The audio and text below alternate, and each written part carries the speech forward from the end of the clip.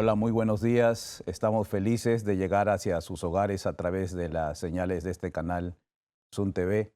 Y estamos felices también por compartir este tema que creemos que es muy importante para nuestra vida, para la familia y para la iglesia del Señor.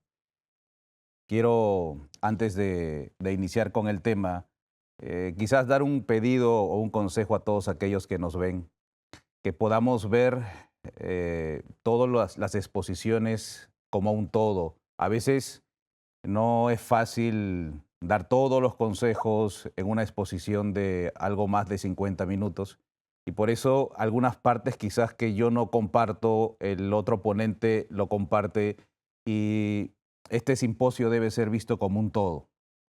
Bien, vamos a abrir nuestras Biblias en el libro de Génesis, capítulo 41. Versículo 40 y vamos a dar lectura hasta el versículo 44. Es un texto que hemos compartido el día de ayer. Dice, tú estarás sobre mi casa y por tu palabra se gobernará todo mi pueblo. Solamente en el trono seré yo mayor que tú. Dijo además Faraón a José, he aquí yo te he puesto sobre toda la tierra de Egipto. Entonces Faraón quitó su anillo de su mano y lo puso en la mano de José, y lo hizo vestir de ropas de lino finísimo, y puso un collar de oro en su cuello. Verso 43. Y lo hizo subir en el segundo carro, y pregonaron delante de él, doblad rodilla, y lo puso sobre toda la tierra de Egipto. Y dijo Faraón a José, yo soy Faraón, y sin ti ninguno alzará su mano, ni su pie en toda la tierra de Egipto. Las alturas a las cuales el Señor llevó a José, él no se las imaginaba. Él no sabía exactamente dónde terminaría. Podríamos quizás afirmar de que el Señor estaba guiando a José, pues ayer veíamos una cita donde nos dice en el libro Historia de la Redención que el ángel de Dios le estaba mostrando a José, refiriéndose a los sueños que él obtuvo. No podríamos decir que era José quien tenía un propósito, no era José quien estaba pensando desde pequeño y estaba diciendo, quiero ser primer ministro de Egipto. No encontramos tampoco a José diciendo o hablando con sus padres, diciéndole, padre, tengo este plan, quiero ir a Egipto, o a Daniel diciendo, quiero ir a Babilonia. De hecho, cuando nosotros estudiamos un poco de la historia de José, encontramos que el oficio que él tenía era el principal obstáculo para que él llegue al lugar donde Dios lo había llevado. José tenía un deseo y era el deseo de servir. Ser parte del linaje de donde saldría Jesús era lo más precioso que podía haber para los patriarcas de la antigüedad. Así que ni José ni Daniel pidieron o quisieron estar tanto en Egipto como en Babilonia. No fue su voluntad. Quizás nos deberíamos preguntar si no fue Daniel o José, no fue por su voluntad que ellos llegaran a Egipto o a Babilonia, por tomar a los dos como ejemplo. Entonces, ¿por voluntad de quién llegó tanto Daniel a Babilonia o por voluntad de quién José llegó a Egipto? Solamente encuentro dos posibilidades, por voluntad de Dios o por voluntad del enemigo de Dios.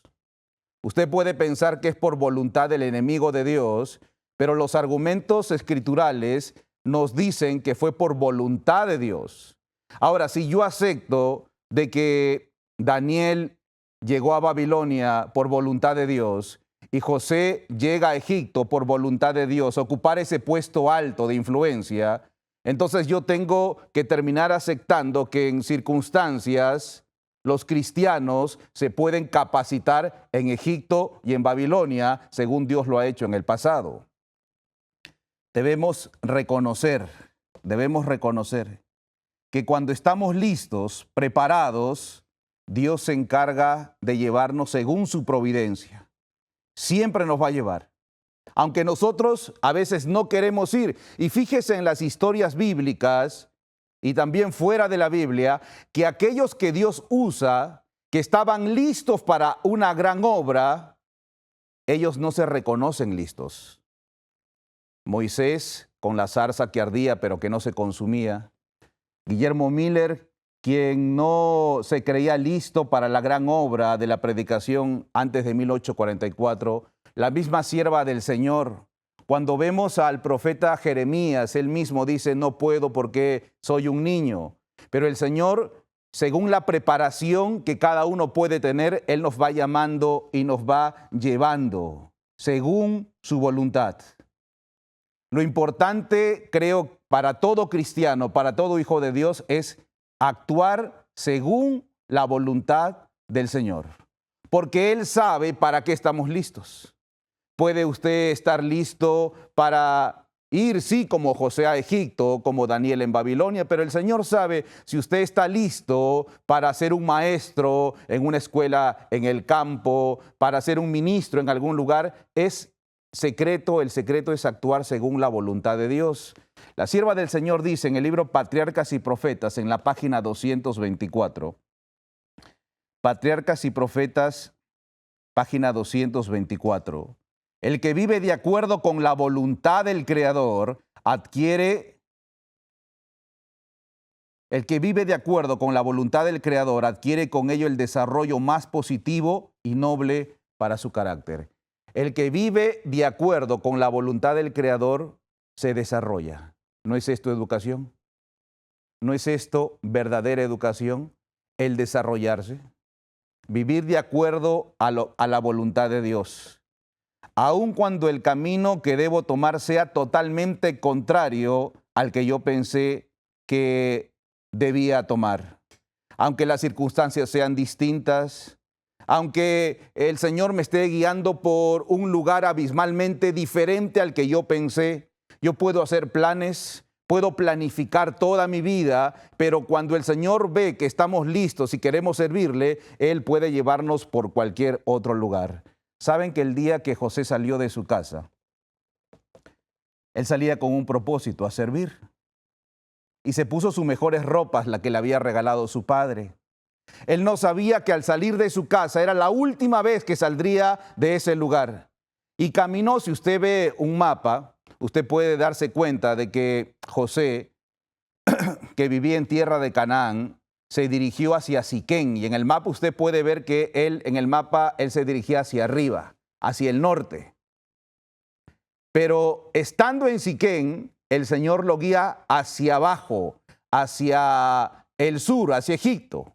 De hecho, la sierva del Señor dice que estando en Siquén, él fue llevado por aquellos que lo compraron y pasó y vio que detrás de esas montañas su hogar que iba a extrañar. Es decir, que él tenía el propósito de ir hacia el norte y Dios le dice, no, José, tu preparación está hacia el sur. El Señor puede y muchas veces nos cambia el camino cuando queremos servirle.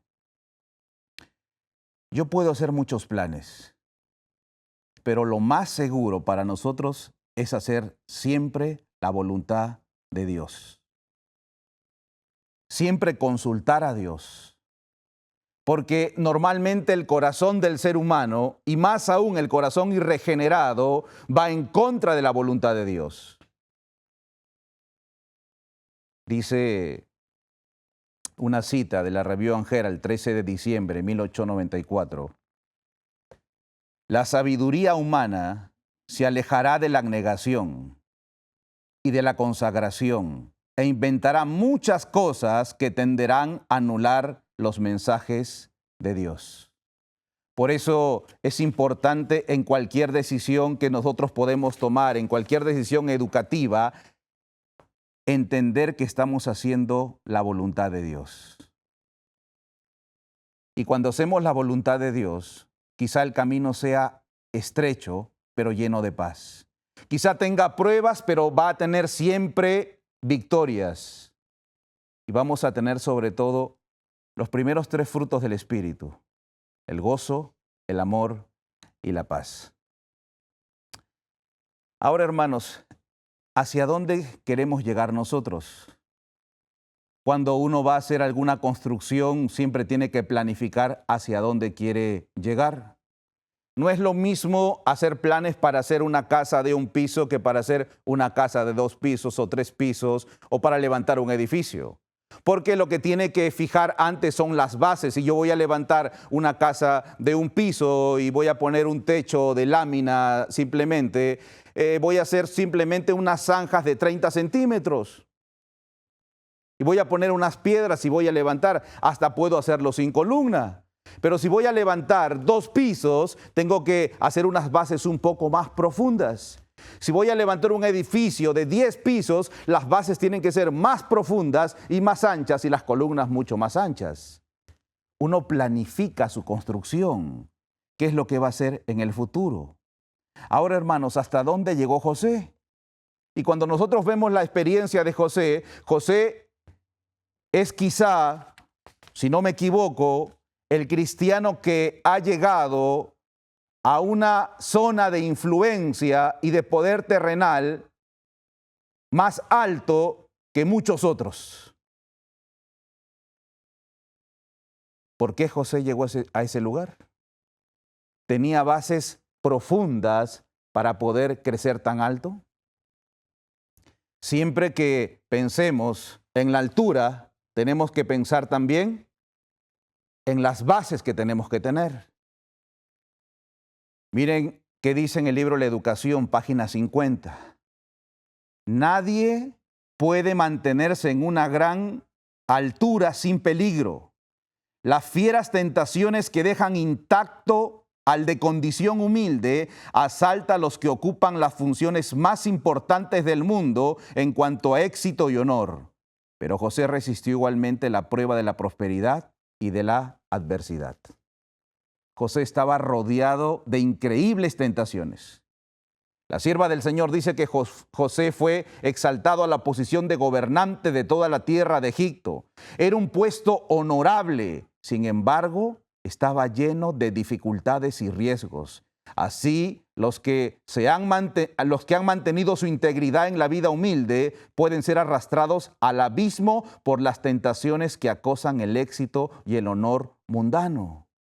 Tenemos que entender, el día de ayer veíamos que Dios quiere que crezcamos hasta las alturas, que no dejemos de soñar. La educación es el desarrollo, no es la anulación de nuestros dones.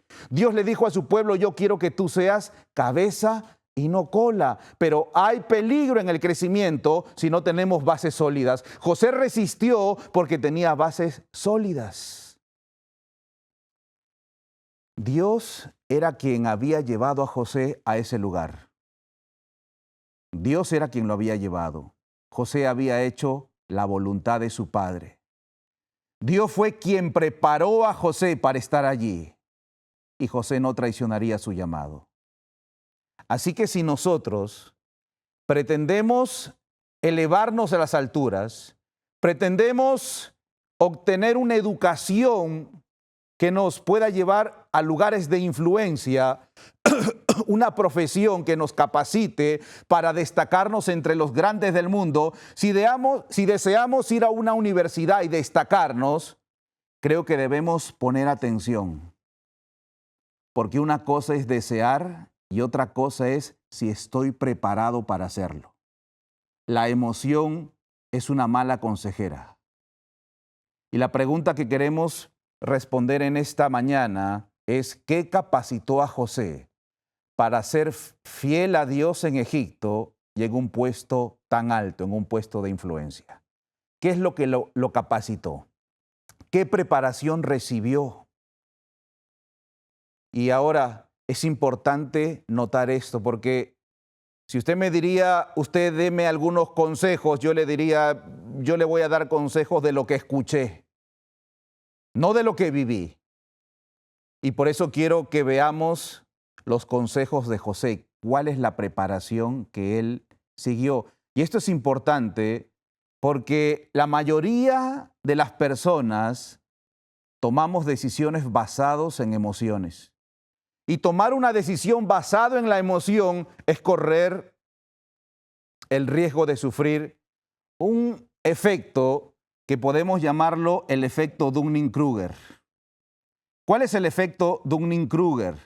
Dos investigadores, David Dunning y Justin Kruger, ellos hicieron un estudio y crearon un efecto que le titularon el tonto motivado. El tonto motivado es un efecto que ellos creen que es de las personas que creen que pueden lograr algo y no tienen la preparación. Ellos dicen que normalmente las personas medias creen que tienen y pueden lograr cosas mucho mayores cuando no están capacitadas. Es como si un burro se creyera que es un pura sangre, un caballo, y dice, bueno, yo voy a saltar ese muro de 2 metros. Y se motiva. Y dice, yo lo voy a lograr. Y toma un vuelo y empieza a correr. Usted sabe cuál va a ser el resultado. Se va a dar un trancazo en la pared. Porque está motivado, pero no es un caballo, un pura sangre. Por eso no hay que guiarnos de las emociones. Hoy usted puede ver, de hecho, yo lo he hecho muchas veces, cuando no quería hacer ejercicios, cuando no estaba motivado para algo, decía, voy a ver un video de YouTube. Y ponía motivación personal. Y me motivaba. Recuerdo, yo estaba, bueno, usted lo notará, siempre he luchado con la dieta. Tengo años luchando con la dieta. Aún no me gana, voy a seguir luchando. Empecé a correr.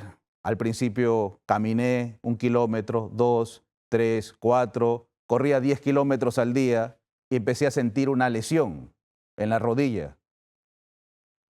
Yo me puse triste porque estaba en medio del entrenamiento, pero al día siguiente estaba un poco triste, deprimido y dije, voy a ver un video de motivación. Prendí el video de motivación y me decía que sí puedo, que sí puedo. Entonces yo me cambié, salí corriendo y a los 200 metros el dolor de la rodilla era peor y terminé más lesionado de lo que estaba al principio. Es decir, que no era la emoción lo que tenía que guiarme, sino la sabiduría. Debía guardar reposo. Esto es el efecto del tonto motivado, aquel que no estudió para el examen, pero al último dice, sí puedo, y empieza a investigar y a leer rápidamente. Es un tonto que está motivado. Y eso es un peligro. Por eso es necesario que nosotros entendamos cuál fue la preparación de José. ¿Qué es lo que él hizo? ¿Cómo tenemos que obrar? Porque hemos visto, y quizá usted ha visto muchos jóvenes, en muchos congresos se pregunta por qué los jóvenes fueron a tal lugar, a una escuela de preparación, luego salieron y fracasaron. ¿Por qué se prepararon para misioneros y luego no cumplieron esa función? Por sus malas decisiones. Porque creían que estaban listos para asumir nuevas responsabilidades. Oh, yo sí estoy motivado. Y el pretexto a veces es, quiero servir a Dios. Voy a estudiar una carrera para servir a Dios. La pregunta es, ¿estás listo para soportar las influencias? Porque muchos van y terminan dando sus dones al mundo, entrando en relaciones ilícitas. Algunos no terminan la carrera y algunos terminan las carreras, pero no le dan sus talentos a Dios. Y salen muchos ingenieros, abogados y muchas otras profesiones, pero no le sirven al Señor. Se sirven a sí mismos. Son uno más del montón. Y según una ley de la economía dice que cuando hay mucho de alguna cosa, su valor se devalúa, se pierde valor. ¿Qué es lo que necesita Dios? Dios necesita, sí, profesionales, también necesita gente de diferentes labores. Pero la característica principal en todos los oficios o profesiones es que teman a Dios. Y por eso es importante, hermanos y hermanas, que entendamos cuál es la preparación de José. Déjenme ver una de las primeras características de preparación que tuvo José. La educación, página 50. En su niñez se le había enseñado a amar y a temer a Dios. ¿Cuándo? En su niñez. Desde muy pequeño aprendió a temer a Dios. A menudo en la tienda de su padre, Jacob le contaba la experiencia de cómo él había visto esa escalera donde bajaban ángeles y su corazón se emocionaba y creía en un Dios viviente. Jacob se encargó de poner esos principios en el corazón, en la mente de José. Por el tiempo vamos a una segunda característica. La educación, página 50. Mientras era pastorcillo y cuidaba los rebaños de su padre, la vida pura y sencilla de José había favorecido el desarrollo de las facultades físicas y mentales. El segundo requisito, la segunda condición o característica es una vida pura y sencilla. Porque, según la inspiración, esto ha favorecido el desarrollo vigoroso de las facultades tanto físicas como intelectuales de José. La sierva del Señor, en otra cita, en el libro Deseado de todas las gentes, página 55, dice lo siguiente: cuanto más tranquila y sencilla sea la vida del niño, cuanto más libre de excitación artificial y más en armonía con la naturaleza, más favorable será para el vigor físico y mental y para la fuerza espiritual. Una vida tranquila y sencilla es otro de los requisitos. Una más, la educación, página 50. Por la comunión con Dios, mediante la naturaleza y el estudio de las grandes verdades transmitidas de padre a hijo, como cometido sagrado, obtuvo fuerza mental y firmeza de principios. 2 libros de texto. Bueno, aquí nos dice la naturaleza, y en ese tiempo José recibía la revelación, se la transmitía de manera oral. Hoy la tenemos escrita, pero José fue educado por estos 2 libros de texto, por estos 2 medios. Eso es lo que la educación que recibió José, la comunicación con Dios mediante sus obras. El libro de texto de la naturaleza fue importante para que José obtuviera principios rectos y firmes, y cuando la tentación venía delante de él pudiese mantenerse fiel. La naturaleza y el estudio de las Sagradas Escrituras. Y cuando José estaba en la crisis de su vida, cuando José estaba a punto de entrar en una depresión profunda de un joven que vivía, para utilizar las palabras de la inspiración, de un joven mimado, ahora era un esclavo. Y cuando estaba a punto de entrar en la desesperación, recordó al Dios de su padre, lo que había aprendido en la niñez, y tomó la resolución de comportarse como un hijo de Dios. Y en toda su vida de esclavo fue fiel a Dios. Un requisito más, fue educado desde niño, fue educado de manera sencilla. Hoy en día a los niños, para entretenerlos, se le da la tecnología, el celular. Dicen, si yo quiero que mi hijo se desarrolle, le voy a poner su computadora para que tenga mayor oportunidad. Muchos creen que no tener una computadora, una Mac, un iPad, un celular, es quitarle oportunidades al niño.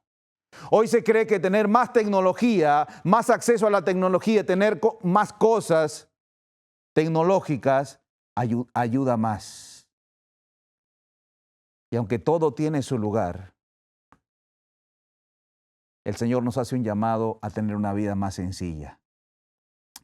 Lo tercero que vimos fue educado con la naturaleza y con la revelación. Y quiero hablar de un requisito más. Patriarcas y Profetas, página 223. Dice allí: la atención fiel al deber en toda posición, desde la más baja hasta la más elevada, había educado todas sus facultades para el más alto servicio. De la más alta a la más elevada. José se preocupaba en los pequeños detalles de la vida. Y eso lo preparó para el más alto servicio. Si el joven se cree listo para asumir mayores responsabilidades estudiantiles, debe fijarse primero él. ¿Me preocupo en los pequeños detalles de la vida? La sierva del Señor dice, pocos se dan cuenta de las influencias de las cosas pequeñas de la vida en el desarrollo del carácter. Ninguna tarea que debamos cumplir es realmente pequeña. Mediante la fidelidad en lo mínimo, adquieren fuerza para ser fieles en asuntos mayores. Y por tomar un ejemplo, si el joven no tiende su cama, no pretenda subir a las alturas que el Señor nos promete. Ahora, hermanos, ¿qué altura queremos llegar nosotros? Y quizá la pregunta sería, ¿qué debemos hacer para llegar a esas alturas? Y la respuesta la hemos visto: tener cimientos sólidos, resistentes, profundos, como lo tenía José, para poder estar en Egipto, en Babilonia y ser luz.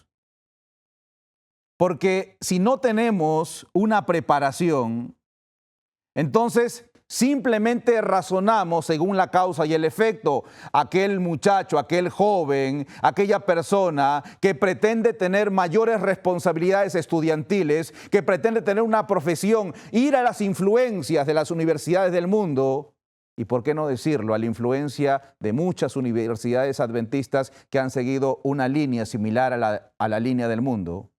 Y si yo pretendo ir allá por la emoción de querer servir a Dios, pero no tengo bases sólidas, según la causa y el efecto, lo más probable es que fracasemos. Ahora, hermanos jóvenes, Dios no quiere tampoco hijos suyos ermitaños. Dios no quiere ermitaños de ninguna manera. Saben, yo vivo en el campo, a 2 horas de la capital, vivo en la costa, a unos 20 kilómetros del mar. Entre mi casa y el mar hay algunas montañas. Y hay muchos hermanos que creen que yo estoy en un lugar equivocado. Que el lugar de todo cristiano adventista del séptimo día, que creen la verdad presente en el mensaje del tercer ángel, en el evangelio eterno, es irse arriba entre las montañas y quedarse bien arriba. Y algunas hermanas o una hermana nos dijo, ¿no tienes miedo al tsunami? ¿Y si sale el tsunami? Yo creo que el lugar debe ser otro. Dios no quiere ermitaños, hermanos. Ayer se compartió una cita que la voy a volver a leer, porque si hay un grupo que quizá podemos confundirlos como ermitaños, son los valdenses. Pero no eran ermitaños. Si bien los valdenses consideraban, Conflicto de los Siglos, página 67, si bien los valdenses consideraban el temor de Dios como el principio de la sabiduría, no dejaban de ver por lo importante que es tratar con el mundo. Es importante tratar con el mundo, conocer a los hombres y llevar una vida activa para desarrollar la inteligencia y para despertar las percepciones. De sus escuelas a las montañas enviaban, y yo quiero que ponga atención aquí, de sus escuelas en las montañas enviaban algunos jóvenes, y recalco, algunos jóvenes, no enviaban a todos los jóvenes, enviaban a algunos jóvenes. No se olvide de esa palabra, algunos jóvenes, a instituciones de saber de las ciudades de Francia e Italia, donde encontraban, miren la expresión de la sierva del Señor, un campo más vasto para estudiar, pensar y observar que el que encontraban en los Alpes de su tierra. Oh, hermanos, la sierva del Señor dice que cuando iban a las universidades de Francia y de Italia, encontraban un campo más vasto, más grande para estudiar, pensar y observar que lo que tenían en los Alpes, en su tierra, en las montañas. No lo estoy diciendo yo, la sierva del Señor dice que ahí había algo que aprender. Los jóvenes enviados así Los jóvenes así enviados estaban expuestos a las tentaciones, presenciaban de cerca los vicios y tropezaban con los astutos agentes de Satanás que les insinuaban las herejías más sutiles y los más peligrosos engaños. Pero habían recibido desde la niñez, igual que José, fíjense esta condición, una sólida educación que los preparara convenientemente para hacer frente a todo esto. Y en las escuelas a donde iban, no debían intimar con nadie. La juventud valdense era educada con tal objeto, ¿desde dónde? Desde el regazo de su madre. Comprendía su obra y la desempeñaba con fidelidad. En estas casas de estudio se ganaban conversos a la verdadera fe y con frecuencia se veía que sus principios compenetraban toda la escuela, toda la universidad. Es decir, que los valdenses de las montañas, desde el regazo de su madre, desde niños, preparaban a sus jóvenes y algunos, según lo dice la sierva del Señor, eran enviados. Miren la preparación tan grande que ganaban muchos y los principios de Dios se veían compenetrados en estas instituciones. Y estamos hablando cuando en estas universidades se enseñaba la escolástica. Ahora, hermanos, el tiempo ha avanzado y le voy a recomendar un capítulo del libro El Ministerio Médico que todos deberían leer, todos los que pretenden prepararse para quizás obtener una educación en una institución del mundo o una carrera universitaria. Este capítulo se titula Calculad el costo, página 103 hasta la 106 del Ministerio Médico. Y no voy a leer las citas, ahí dice, por ejemplo, calcular el costo y saber si cuando empiecen a construir serán capaces de terminar. Página 103. Dice ahí en todas esas páginas, es contrario a la luz que Dios ha dado pensar que en cualquier trabajo que elija Dios lo sostendrá. Es contrario a la luz que Dios ha dado pensar que en cualquier trabajo que usted elija Dios lo sostendrá mientras apila sobre sí materias de estudio, exponiéndose a peligros para su salud y para su vida, con la cual viola las leyes de la naturaleza. Es contrario que usted se emocione y diga, no, si yo voy a esta universidad y oro, Dios me va a sostener. Si usted apila cursos sobre cursos sobre cursos, especialmente los estudiantes de medicina casi no tienen respiro en sus estudios. Y si usted descuida su salud, si usted descuida el ejercicio, si usted se alimenta mal, eso va en contra del plan de Dios. No tengo tiempo de dar mucho de los detalles. Debe haber horas regulares para trabajar, dice.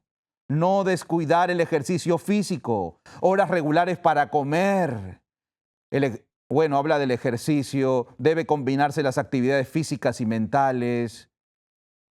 No tenemos mucho tiempo, pero no vamos a encontrar que diga que es negar la fe ir a una universidad. No vamos a encontrar nada de eso. Da condiciones que deben cumplirse los que aspiran a recibir una educación en alguna universidad del mundo o alguna universidad adventista. Y yo creo que si se cumplen las condiciones, si se reúne la preparación necesaria, si te han formado o te puede formar desde ahora de tal forma que puedas sostenerte fiel en medio de ideas corruptas, de influencias corruptoras, la sierva del Señor dice, Consejos para los Maestros, página 498. Dios aceptará a los jóvenes con sus talentos y sus preciosos afectos. Si ellos quieren consagrarse a Él, pueden alcanzar al punto más alto de la grandeza intelectual. Y si son equilibrados por principios religiosos, pueden llevar adelante la obra que Cristo vino a cumplir desde el cielo. Si son equilibrados por principios religiosos. Dios pide equilibrio. ¿Y qué significa equilibrio? El equilibrio usted lo puede ver en una balanza. Cuando yo pongo lo mismo en un lugar que otro, equilibrio, ese es equilibrio. Y yo tengo que ser equilibrado. Porque si yo le doy más atención a los cursos en la universidad y abandono el estudio de la Escritura, yo voy a utilizar la palabra equilibrio. Si yo leo más otras cosas y descuido la lectura de la Biblia, eso no es equilibrio. Si yo pretendo ir y prepararme en una institución de enseñanza, tengo que tener equilibrio. De lo contrario, lo más probable es que fracasemos en nuestra espiritualidad, en rebajar las normas, en recibir influencias corruptoras. El equilibrio. Consejos para los maestros, página 50. Mientras se tenga por supremo los principios religiosos, todo paso hacia adelante en la adquisición de conocimiento, en el cultivo del intelecto, es un paso hacia la asimilación de lo humano con lo divino, lo finito con lo infinito. Asimilación. Mientras usted respete los principios religiosos y adquiera conocimientos intelectuales, todo paso hacia el desarrollo, lo que está haciendo usted es asimilar, unir lo humano con lo divino. ¿Qué principios debemos tener? Conducción del niño, página 370. La temperancia es un principio de la vida religiosa. Tenemos que tener temperancia. Si no tiene temperancia, no está listo. Voy un poco más adelante. Hijos e hijas de Dios, página 160. Hijos e hijas de Dios, página 160, dice: por todas partes se ve la intemperancia en el comer, en el beber, en el trabajo y en casi cualquier cosa. Las personas que se esfuerzan por realizar una gran cantidad de trabajo en un tiempo limitado y continúan trabajando cuando su mejor criterio les indica que deberían descansar, nunca son ganadores. El que no practica la temperancia no alcanzará éxito. Nunca serán ganadores, lo dice la inspiración. Una cita más. Usted entenderá que por el tiempo tenemos que leer un poco más rápido. Ya tenemos solamente pocos minutos. El Hogar Cristiano, página 380. Y creo que esto es muy importante. El Hogar Cristiano, página 380, dice: es imposible que los jóvenes posean un tono mental saludable. Es imposible que los jóvenes posean un tono mental saludable y principios religiosos correctos a menos que les agrade leer la palabra de Dios. Y la sierva del Señor dice: a menos que les agrade. Una cita muy similar, que no la puse en la presentación, en Hijos e Hijas de Dios, página 110. Es imposible que los jóvenes posean un sano tono mental y principios religiosos correctos a menos que encuentren gozo en investigar la palabra de Dios. En una cita dice que les agrade, en otro dice que encuentren gozo. Quiere decir que aquellos que están criándose, educándose con principios religiosos hayan gozo, hayan agrado en estudiar la palabra de Dios. Y podría decir que este tipo de personas son aquellos que han experimentado la justificación por la fe, le han entregado su corazón a Dios, han cambiado sus pensamientos, sus motivos, sus aspiraciones. El Señor los ha cambiado totalmente y ahora encuentran frutos del Espíritu: amor, gozo y paz. Ya no están con que no tengo ganas de estudiar la Escritura, voy a ver si lo hago, lo descuido, sino para obtener principios religiosos. Y los principios religiosos son condición para poder ser firmes al estudiar en alguna institución. Y para poder tener principios religiosos tengo que hallar gozo en el estudio de la Escritura. No tengo que relajarme en ese sentido. José soportó porque tenía principios religiosos correctos. Una cita que compartimos ayer, Consejos para los maestros, padres y alumnos, página 462. Son comparativamente pocos los que ingresan en las facultades de medicina del mundo y salen puros y sin mancha. Las cosas materiales eclipsaron las celestiales. Ahora les pregunto, ¿se acuerdan cuántos de los hijos de los valdenses eran enviados a las universidades de Italia y de Francia? ¿Dice todos? Dice algunos. Y ahora la sierva del Señor dice: son comparativamente pocos.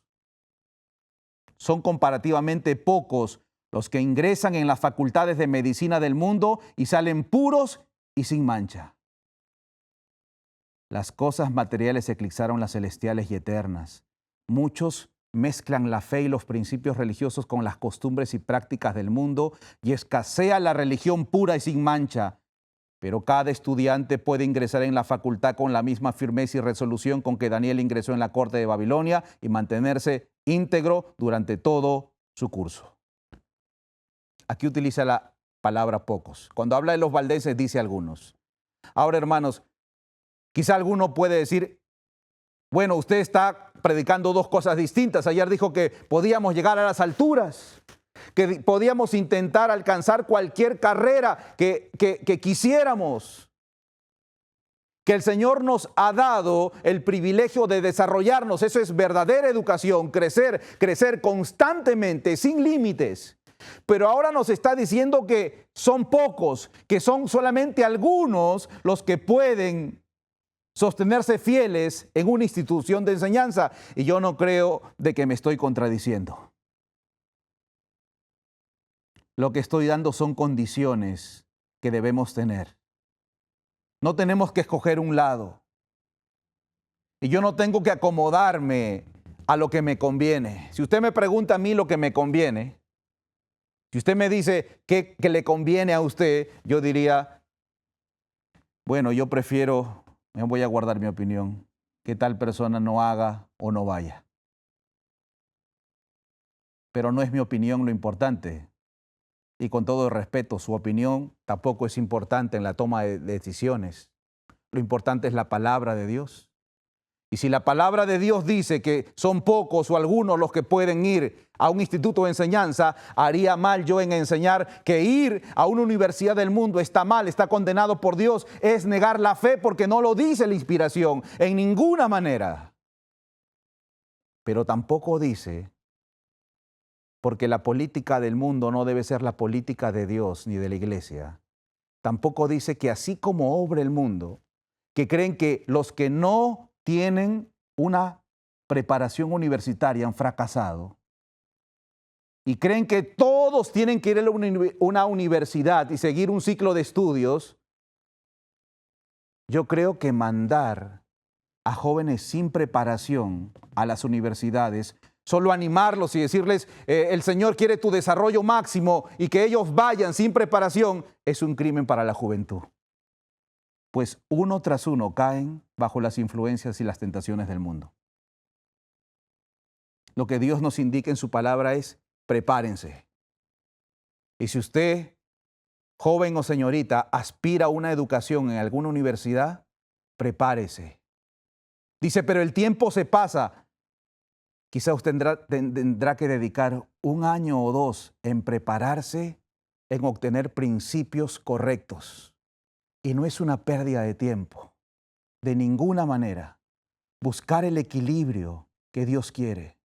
El Señor promete y dice que hay fuerza. Dice un poco más la cita.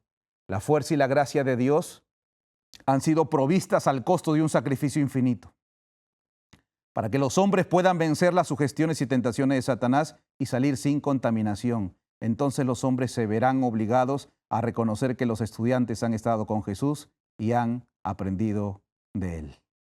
Eso es lo que dice la inspiración, hermanos. Por eso debemos calcular el costo. Ahora, en estos últimos 10 minutos que nos quedan, yo quiero concluir hablando una vez más de José. ¿Cuál es el ejemplo de José? Si lo tuviera José aquí y usted le preguntaría, hermano José, ¿qué decisión pudiera tomar yo en cuanto a mis hijos? O si yo puedo ir o no puedo ir a una universidad. Estoy seguro que José le contestaría, usted conózcase a sí mismo, examínese a sí mismo. Y a los padres le diría, usted conoce a su hijo o a su hija. Porque uno no puede podemos dar consejos generales, pero uno sabe si en verdad puede estar preparado o no. Y si no lo sabe, compárese con algunos principios que se están dando en este lugar. Los padres saben si sus hijos están listos o no, si ceden a las influencias, porque lo que hace ahora José nos debería llamar la atención. Génesis capítulo 46, versículo 31 y 34 nos dice de que José le dice a sus hermanos que cuando vayan a presentarse ante Faraón le digan que son pastores de oveja. Ahora, entendiendo el contexto cultural de los egipcios, ellos veían por aborrecible y abominable a los pastores de ovejas. ¿Por qué José le diría a sus hermanos, cuando te encuentras frente a Faraón, digan que son ganaderos, pastores de ovejas? La sierva del Señor lo dice, Patriarcas y Profetas 2:36.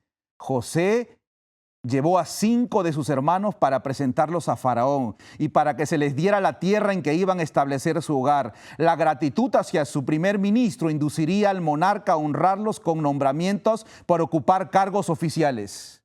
José sabía que si sus hermanos se presentaban, Faraón le iba a dar cargos oficiales. Diríamos, qué envidioso era José, se estaba vengando de sus hermanos. No quería que tengan cargos altos, cargos oficiales, que prosperen. De ninguna manera. José le había entregado su corazón al Señor Jesús. Y miren lo que sigue en la cita.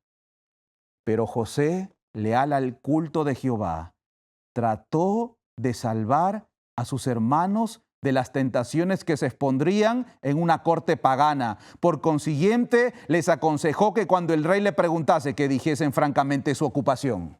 José no era un hombre, un reprimido, un ermitaño, un fanático, un extremista que estaba en contra del progreso.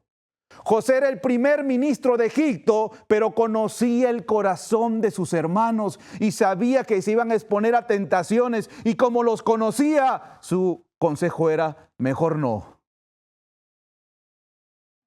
Por eso debemos decirle, Señor, examíname, muéstrame si estoy listo. Alguien dirá, perdieron oportunidades valiosas. Tener cargos oficiales. En un tiempo de escasez, ¿a quién no le cae bien un trabajito? Recibir un sueldito, ¿a quién no le cae bien?